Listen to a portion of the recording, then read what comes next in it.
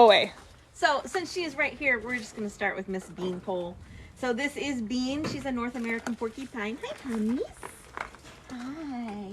So they can't throw their quills. No porcupine can. That's actually just a myth, kind of like the zigzag with the gator. The animal has to come up and actually like touch them, or you have to touch them, and the quills will actually come off and stick into you. Now those quills, they do have microscopic barbs in them, so they go the opposite direction, and kind of like the longer you leave it in your skin, it'll continue digging in deeper. So you kind of just gotta, like ripping that Band-Aid off, get it out. Luckily, I've never been quilled, but we all know someone who has. He sat on a quill. Hi, honeys. But she has up to 30,000 quills on her at any given time. Now, those quills are just modified hair. So she loses them just like you and I lose our hair every single day. Hi, honeys. I know. Was it scary? So North American porcupines are actually the second largest rodent in the United States. The first one being that beaver. And these guys are native all over Washington. People always say, oh, I've never seen one. It's because you have to look up. They do spend majority of their lives up in trees. Honey. Now, believe it or not, those quills are not actually her first line of defense. Oh, no, she just did her second. Her first line of defense. Yeah, she just did her first line of defense. So her first line of defense is she'll actually set off a musk. It's very similar to a skunk, just not quite as pungent. Just to kind of warn another animal, just like, hey, don't mess with me. And if that doesn't work, she'll turn around and get big and poofy like a beach ball and back up into the animal. And that's how she'll kind of defend herself from predators. Now, the number one predator in the wild is a fisher, which is related to those weasels, and they're just kind of vicious when they come to those porcupines. She's a cutie. So how do they shoot their quills out? They can't shoot their quills out. That's just a myth. They have to back up into the animal. What are you doing? I don't have a banana for you. There might be a banana in that pocket. I am not a banana pocketer. I'm sorry. I don't have pocket bananas. Honeys. But they do chew on bark as a part to get protein, and the other part is actually to help keep those teeth trimmed. They are rodents, like I was saying earlier, so their front teeth do continue to grow, and so they need that bark to help keep them trimmed, or else they'll continue to grow to the point they wouldn't be able to eat anymore. So we do give, even though she has a live tree in here, her maple isn't her favorite, so we do go and get her some fresh cedar, some fresh alder, some of the plants that she does actually like. But what's funny is I never thought about this before, but sometimes I'll go get her an alder branch, and that's like her absolute favorite tree, and she won't touch it. And I'm like, why aren't you touching it? It's alder. Well, come to find out, I mean, it makes sense, but every tree is not exactly the same. They taste different, just like every apple you have tastes a little bit different. So if it doesn't taste the way she wants it, she won't touch it. Isn't that weird? It is weird, but I never thought about that concerning trees. It's crazy. So it has to be like the right tree, the right branch, the right amount of sweetness. There's that thunder. I thought it passed us, but it's still going. Yeah, so when we did her procedure, we got to see kind of how her... Don't eat my shoe. Bean, what are you doing? Like there has to be a banana somewhere. Just because she's like, you never come in here empty-handed, ever. I'm sorry I did today, sweetheart.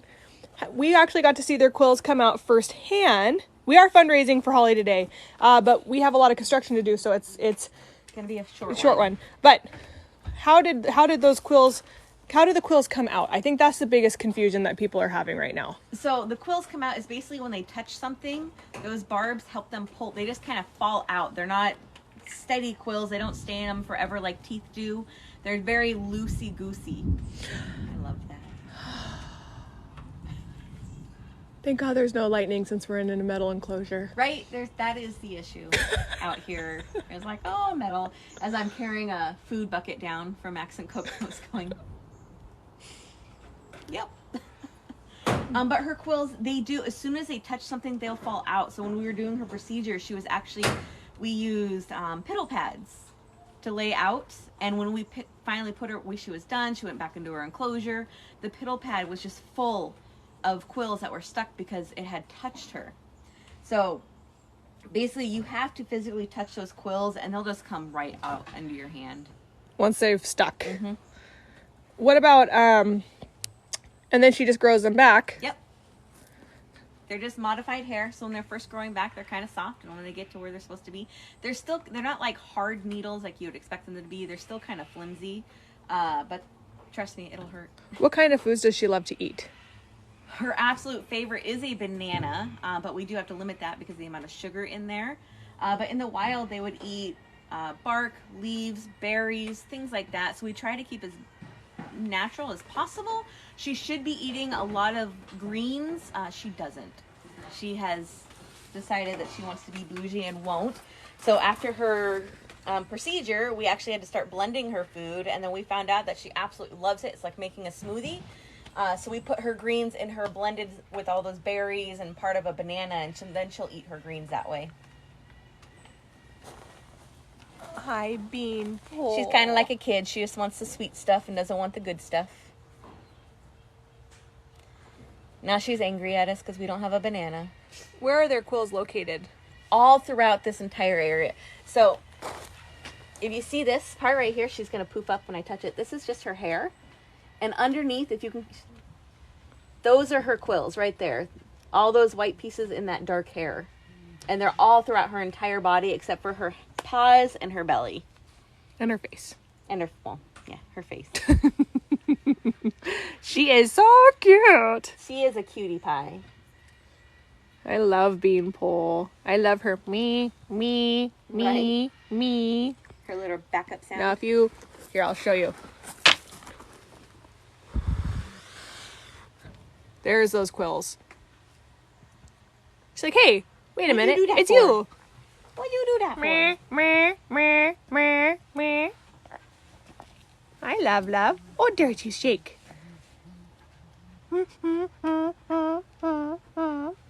You're just the cutest. Her ears are absolutely adorable too. Yeah, I don't know if you can even see them. I don't know. Can you jump up on my leg? Oh, they are. You did love your ears. You go in your little dog house. So in the wintertime, she does spend more time in that doghouse than up in the tree, just because it's a nice little cozy area for her. But in the summer, springtime, when it's warmer out, she is up in her top box or up in the tree. You can't have those wires, dear heart. She probably smells all this stuff on my keys. There is a lot of interesting smells on my keys. I bet. Okay, what animal next? You Um, want to do squeak scoos? Give me the squeaks. I love the thunder. Hey, bye, Beanie. And that's her favorite salt lick. And all